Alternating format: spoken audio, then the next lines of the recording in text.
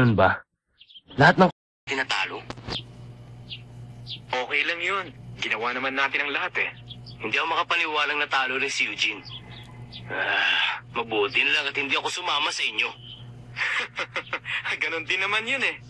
Tama na. Hindi ko naman na kailangan ipakita sa inyong lahat ang galing ko sa paglalaro. Ay, si Alfred! Kumusta? Bakit? Ano naman ang kailangan nyo? Saan ka pupunta? May aasikasuhin lang ako. Kasintahan mo ba siya? Sige na, ipakilala mo siya. Ano ba kayo? Lalaki yan eh! Ano? Nagbibiro ka ba? Makabago ba siyang henerasyon? Naku, Alfred, hindi ko akalain yan ang gusto mo. Ano bang sinasabi nyo? Hindi ako interesado sa mga lalaki! Teka, sandali, Alfred. Sumama ka naman sa amin. Sige na.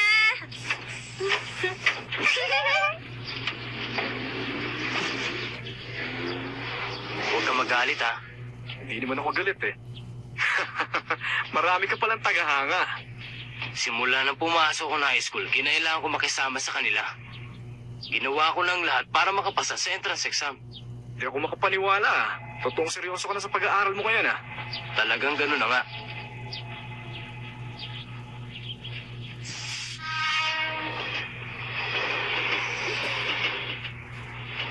Basta nag-aaral ka, hindi ka mahihirapan sa eskwela. Ano ba sinasabi mo? Hirap na nga ako sa pag-aaral ko dahil hindi naman ako sanay eh. Tsaka wala rin naman pagbabago sa mga grado ko. 2 taon na ngayon. Ano?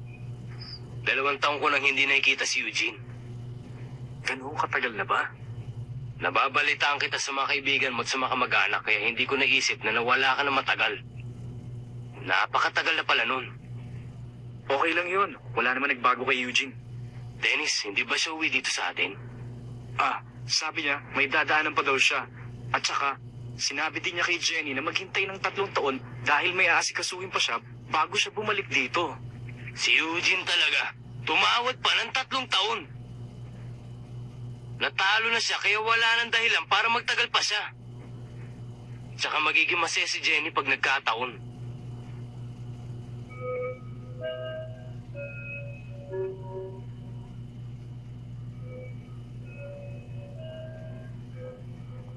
Sige, itay mo ka ba? Tatay, natayaran mo. Gwapo din mo. Jenny! Hintayin mo kami!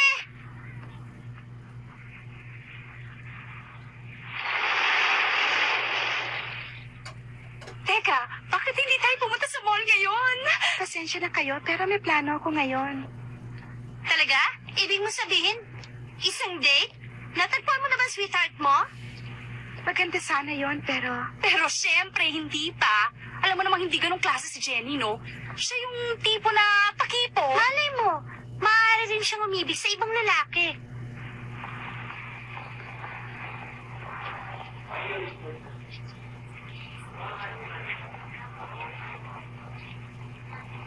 Pero kung isipin mo, nakapagtataka ang lahat. Anong ibig mo sabihin? 2 taon na nang labanan niya sa Sensui para pigilan ang paggawa ng lagusan. Tapos tinakpan niya ang lagusan. Sabi pa nga niya, wala raw makakalusot. Pero paano kayo nakakapasok sa mundo ng mga tao ng gano'n na lang? Yun ba? Yun ay dahil ang spiritual na mundo ay niluwagan ng harang. Ganun ba? Ngayon naintindihan ko na. Ano? Ang ibig mo sabihin, niluwagan ng harang? Paano natin malalaman ngayon kung ligtas sa mundo ng mga tao? Ano bang sinisigaw mo dyan? Para kang bata! Susie, ikaw pala. Dennis, ang tagal na natin hindi nakita! Mag-iingat ka.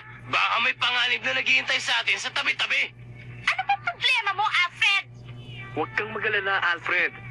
Mayroong mga spiritual na tali na pipigil sa mga puwersang nagnanais na gumawa ng hindi tama sa mundong ito. Hindi ko maintindihan pero yun ang sinabi niya kaya ayos lang. Kasi naman tinakot mo ko kanina. Ha? Si Jenny? Uy, si Jenny. Ang haba na ng buhok niya. Ang ganda niya ngayon, no? Sige. Kailangan na nating umalis. Ito po, 50 pesos lang. Salamat. At saka dyaryo, Op. Ano ba? Bakit ang tagal mo? Akala ko busi mo yung paninda rin eh. Tinatanong niyo ba kung mahal ko ang kapatid ko?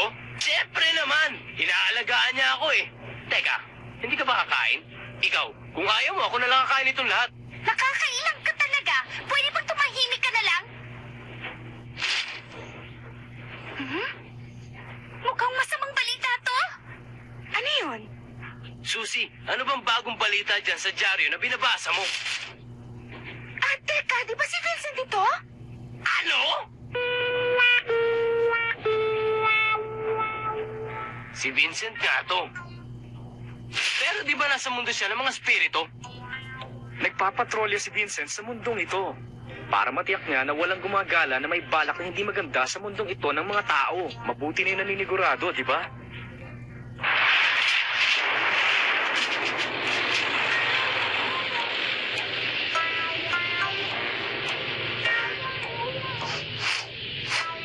Bumay ng isang tao. Ang isang to'y matandang lalaki. Isa na naman. Sige, dalhin siya. Anong gagawin natin sa kanya? Papayaan mo na lang. Marahil yan ang tadhana niya.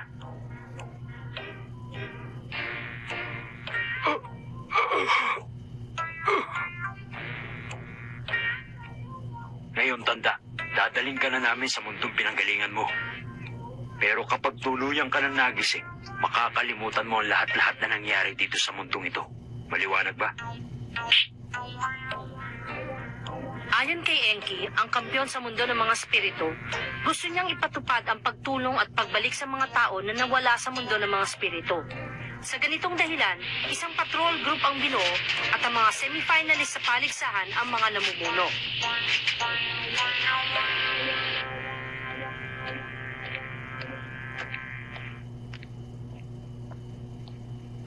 Tatlong taon. Nakakainip to. 3 taon na nagpapatrolya tayo sa paligid. Mamumuno tayo ng 3 taon. Huwag na kayong umangal. Kasalanan natin ito. Natalo tayo sa paligsahan. Maigpit ang laban. Walang dudang mas malakas si Enki, pero kung lumaban ng seryoso si Mukuro, si Enki ay isang kalaban na maaaring talunin. Nakakapanghinayang. Hindi siguro. Tingin ko ginamit ni Mukuro ang lahat ng kanyang kapangyarihan sa laban. Anong ibig mo sabihin? Ginamit niya ang lahat ng kanyang kapangyarihan sa laban. Pero imposible ang manalo dahil malaki ang nawalang enerhiya sa kanya nung unang bahagi. Marahil, hindi na natin makikita ang kanyang tunay na enerhiya at lakas. Pero bakit? Dahil makikita sa mga mata niya ang katahimikan at kapayapaan. Anong nangyari? Hindi ko alam. Siya lang ang tanging nakakaalam ng dahilan. Tama na, huwag na kayo magtalo. Babawi na lamang tayo sa susunod na paligsahan. Oo, kung handa siyang lumaban ulit.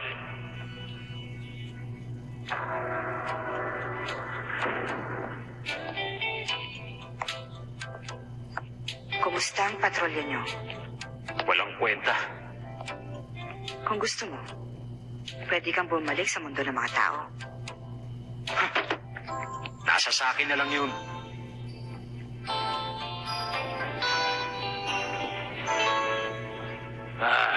Si Vincent talaga. Mukhang hilig naman niya yung ginagawa niya ngayon eh.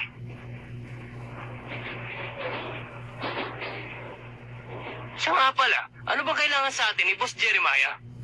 Hindi ko alam. Sabi lang niya, maganda kung magkakasama tayo ulit. Baka naman may mga bago siyang damit na ibibigay. Ano ka ba?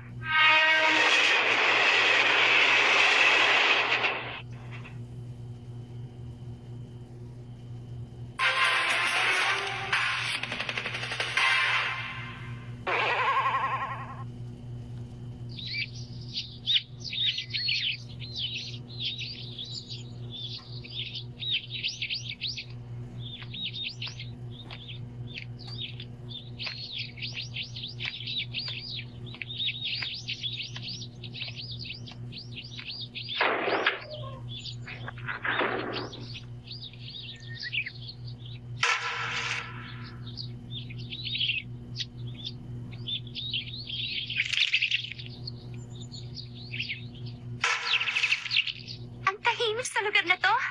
Pakiramdam ko, payapa ang loob ko dito. Kayo pala. Ah! Micaela! Magandang hapon, Alfred. Kinagagalak ko, makita ka. Ako rin. Halika, tumuloy kayo. Kamusta ka na? Mukhang tumaba ka. Hindi ka ba nainip at nalungkot habang wala kami? Hindi naman. Dinadalaw kasi ako ng madalas ni Alfred kaya hindi ako nalulungkot. Talaga? Ikaw talaga, Alfred, ah. Wala kang sinasabi sa akin. Ano ba kayo? Kinakailangan ko dalawin siya dahil ako na lang ang naiwan sa mundo ng mga tao. Bumibisita ako para balitaan siya.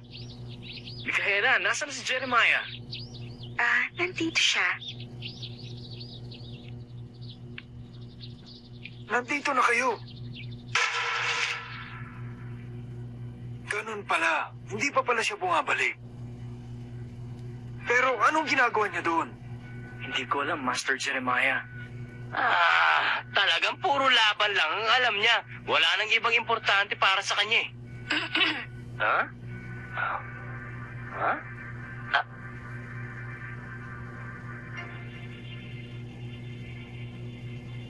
Pero, alam nyo? Natutuwa ako na makita kayong lahat ngayon. Ako rin. Masaya akong makita kayong lahat. Ang totoo niyan eh, ako rin. Tama na nga sinasabi mo, Alfred. Ginagaya mo lang naman sila eh. Ayan! Nandito pala ang buong tropa! Charlene! Jenny, kamusta ka na? Hindi ko akalain si Charlene ay imbitado rin pala dito. Ako rin! Ha? Ikaw? Saan ka naman ang galing? Kumusta? Ganun pa rin ang itsura mo, Alfred. Ikaw, may tsipon pa rin. Mukhang nandito na ang lahat. May dahilan kung bakit ko kayo tinipon lahat dito. Gusto kong sabihin sa inyo kung anong mangyayari kung sakaling wala na ako sa mundong ito.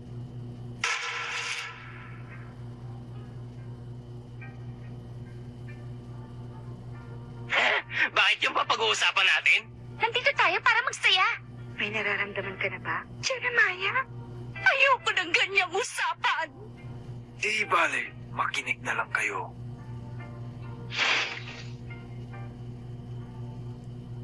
Kapag wala na ako, kayo nang bahala sa lugar na ito. Aabutin ng matagal na panahon bago ang mga tao at ang mga spirito ay mabuhay na matahimik na magkakasama. Mula dito hanggang sa pinakamalapit na bayan, aabutin ng ilang oras sa biyahe. Maaaring hindi madali para sa isang taong tumira dito. Pero magandang lugar ito para makaiwas sa lahat ng kaguluhan. Gusto kong panatilihin niyo ito tulad na nakikita niyo ngayon at gamitin ito ayon sa inyong pangangailangan.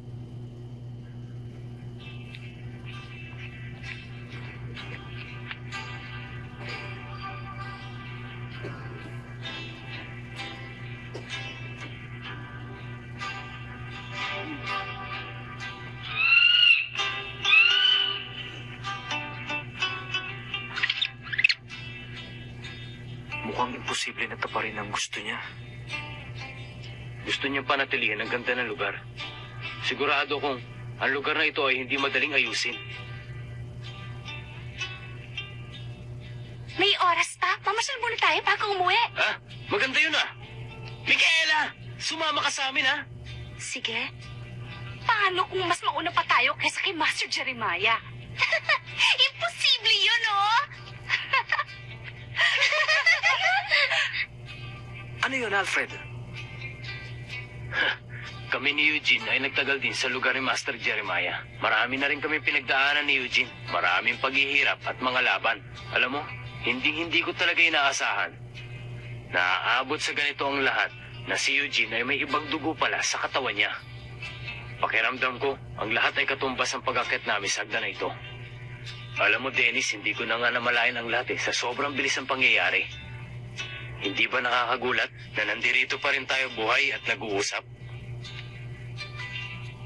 Oo, maraming bagay ang nangyari. Sa bilis, hindi mo naaalala ang lahat. Tama. Teka! Ha? Ano bang ginagawa niyo dyan? Ano pa kayong dalawa? Nangangarap ng gising? Oo nga pala, no? Micaela, hintay mo ako!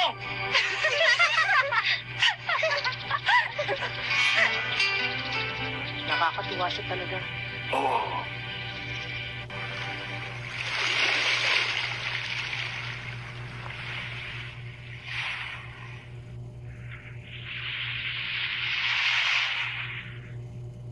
Ay, ang ganda pagmasdan ng takip silim. Alam nyo, ngayon lang ako makakakita ng magandang paglubog ng araw. Ha? Talaga? Kasalanan ni Don Paquito yan! Mikael, halika na. Sige.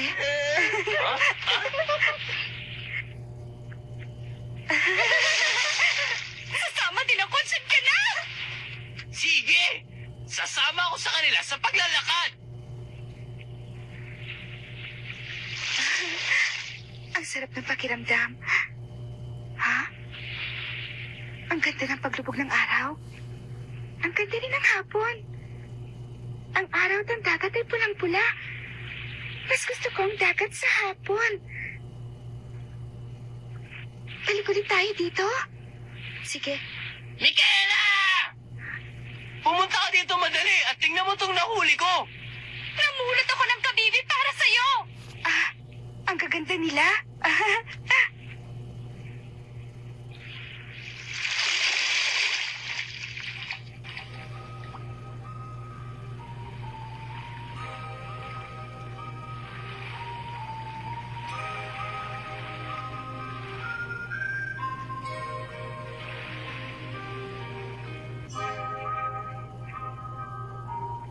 Eugene? Ikaw talaga! Eugene! Ano pa ang hinihintay mo? Umuwi ka na kaagad! Hindi na ako maghihintay na higit pa sa 3 taon! Sumusobra ka na!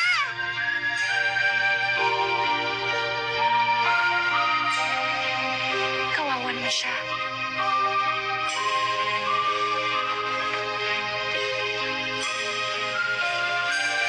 Hindi na kita paghihintayin pa. Ha? Ha?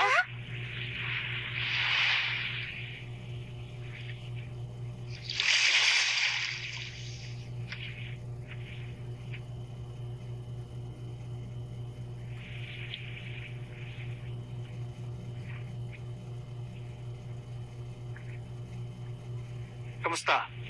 Nandito na ako.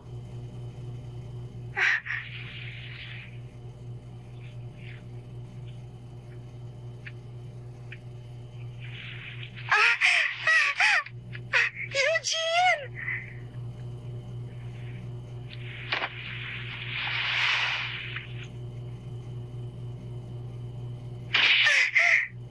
Aray ko! Ano bang ginagawa mo? Sakit nun ah!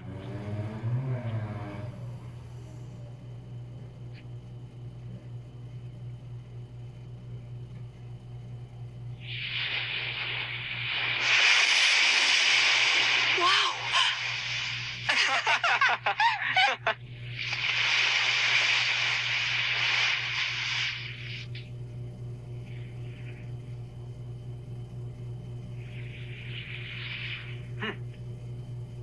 Ano bang ginagawa mo?